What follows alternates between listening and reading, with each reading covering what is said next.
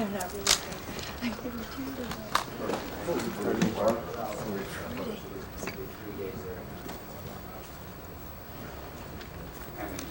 very silent. Are those on? Very silent.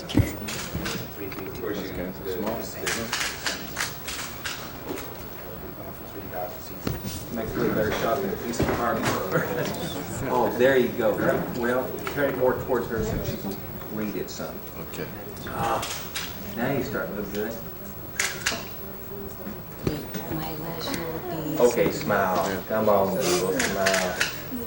Then where do you go? Let's see, we just came from Houston, then we go to the West, and we go to Venice for 7 nights, and then I finish with New York.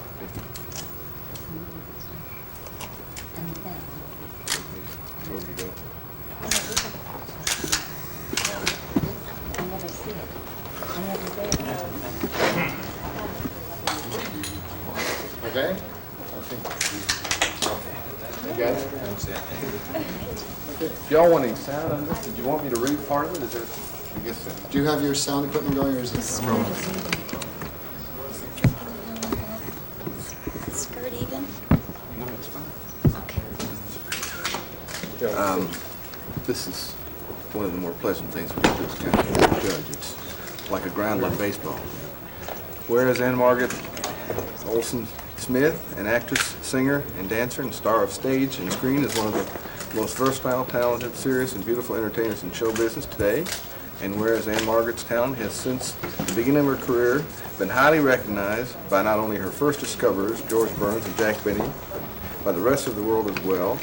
This is exemplified by the fact that Ann-Margret has been named the recipient of 2 Golden Globe Awards, named a 3-time winner to the Female Star of the Year Award, award given by the United Motion Pictures Association, twice honored by the Theater Owners of America as an outstanding box office star of the year, and awarded Photoplay magazine's Gold Medal Award as the most popular actress of 1971 and 2, whereas her magnificent acting talent has been noticed by the Academy of Motion Pictures, Arts and Science, and has twice nominated her for an Academy Award. And whereas Ann-Margret will be appearing on stage in Dallas State Fair Music Hall from August the 3rd through August the 8th, and she has broken all ticket sales records here.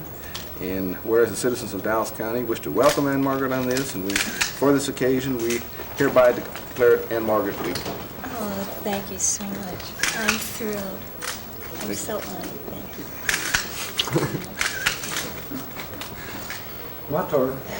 This is just on my name right there, so unusual. Okay. Okay. That is so nice. Tell you what, just reach up and give me a little hug, that's all. Gary's a good guy, really.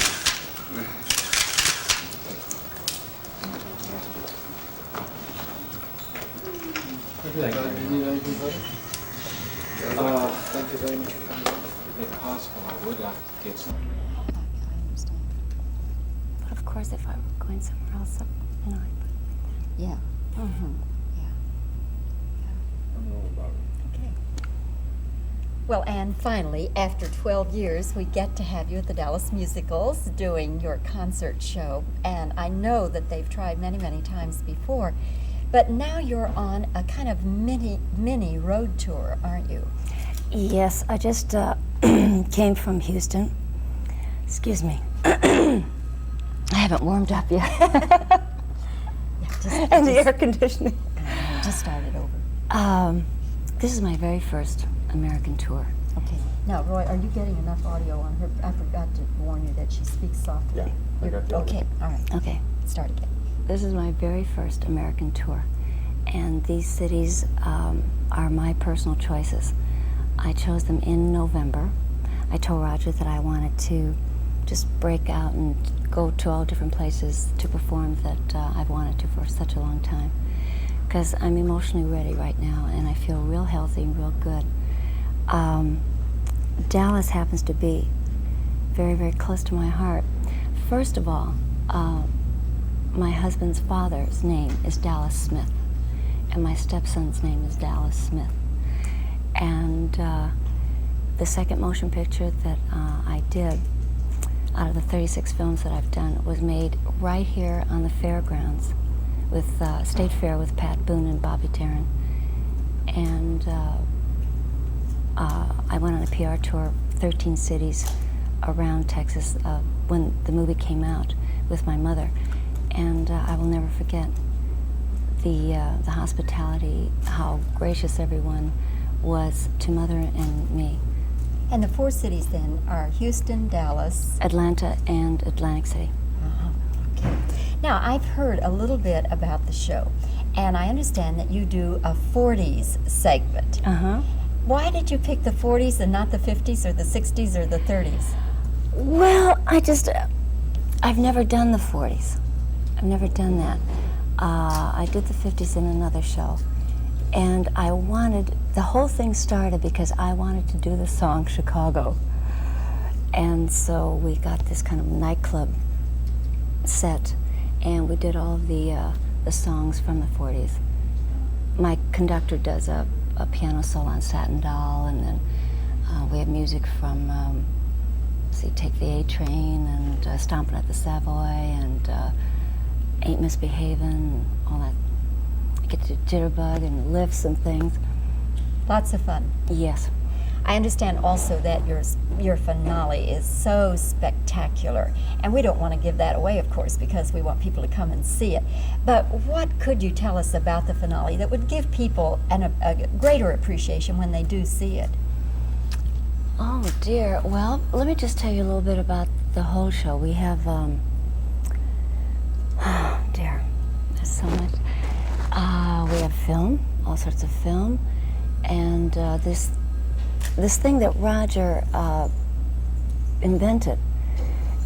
It's 9 screens, and 3 at a time, and it's 3 different images of me, and that's all on film. And then I'm live, the orchestra's live, and it just all the different images do things at odd different times and say different things, and it's all coordinated. I don't know how it works. It is so technical. Roger's explained this to me a million times, and I still don't understand. We have that, and we have lasers, and I have 7 dancers. They're named Raw Satin, and then 3 singers, and I carry 5 extra musicians with me. I think there's going to be about 36 musicians. Sounds wonderful. And we have a great time. Okay, excuse me. I'm sorry, but these mics are so sensitive, it's picking up. Okay. Do you have any films coming out, or are you going to be doing any films in the near future? Yes, I have 2 films that are coming out. One with John Voight called Looking to Get Out, directed by Hal Ashby, the gentleman who did Coming Home, and a thing that I did last October in London and in Sussex, in England, called The Return of the Soldier with Glenda Jackson, Julie Christie, and Alan Bates. Yes, now that was featured at the Cannes Festival. Yes, that was the first time that it was shown. Yes, and in that one, you play a kind of dowdy person, don't you? She's very, very timid, and she's very plain. She likes to blend into the woodwork. She wears a lot of, she has black hair, very severe bun and back, and absolutely no makeup. And this is done in World War I, about 1914. And she's in love with her cousin, who is Alan Bates. And it's one of the most dramatic things I've done. Why do you, of course... And an English accent, too, excuse me. Of course, you're an actress and you want good roles. But you seem to just gravitate toward these roles that are 180 degrees from Ann-Margret as we know Oh, her. by choice, definitely. I don't want to redo something that I've done before. And this English thing, I had to keep in that character the entire time, all during lunch and during breaks and everything, because I was the only non-British person in the entire crew and cast. So I just kept by myself to just keep that whole character within me. Then what about the film with John Voight? What is your role in that? I have not even seen that film. It's extremely dramatic in places and very, very funny in other places. And it has a twist ending, which I can't tell you, which is very, very interesting. You look like yourself in that one? Yes, yes. Do you turn down a lot of roles, Anne?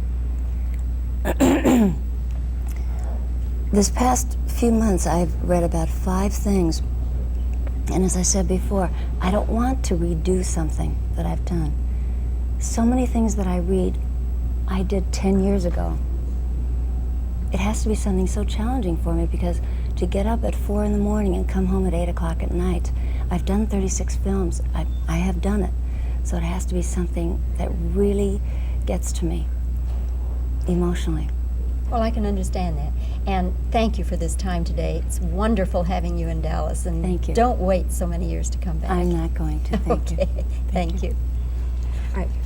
People, I don't know whether you would remember or not, but I was told that that was the first TV interview you ever did. Was it, do you think? Was it? Yeah, Because that was all about the same time. yeah. The State Fair and the RCA tour, it was all about the same time. Yeah. It was all brand new to me.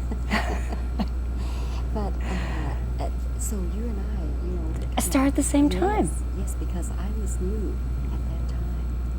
And, so You know all the other stuff that you did when you were like 10, 11, 12 to get yourself ready for it. But I think it's wonderful after people have said, oh, flashing lights. Well, you know, 22 years later, here we are. An interesting flash. but I've always felt a bond with you because of that. Sure, sure. I love it. In Houston, I ran into these people that I had gone to school with, to New Trier High School in Winnetka, Illinois, and I had not seen them since the graduation. 4 of them. 2 of them were high school sweethearts, and they've been married ever since then, which was back in 1902. And then one boy was this basketball player, and who else? Oh, the one boy had married, I had 3 really good girlfriends. It was the first husband of one of my 3 real good girlfriends. And then their son. You want a mic level? I'll be talking at about this level, if that's okay. About this level. 1, 2, 3, 4, 5, 6, 7, 8, 9, 10, 11, 12, 13, 14. Good. Okay? Right. Okay. And you have this production number of the... And you have this 1940s production number. Why the 40s and not some other year? Why did you choose the 1940s for this number?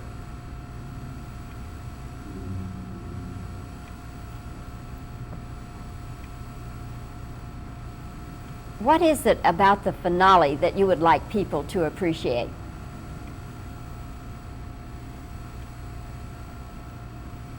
How did all this multimedia get into your show?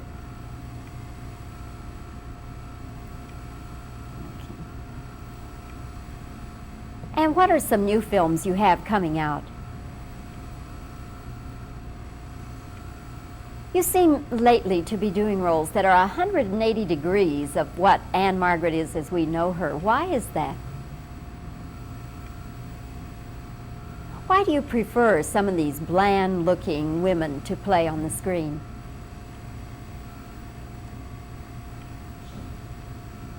The movie with Jon Voight, what is your character in that?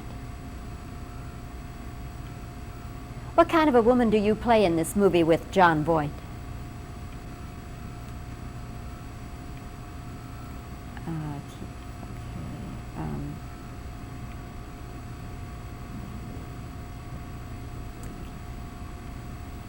Do you turn down very many roles? Here is to the constituents out That there. should do.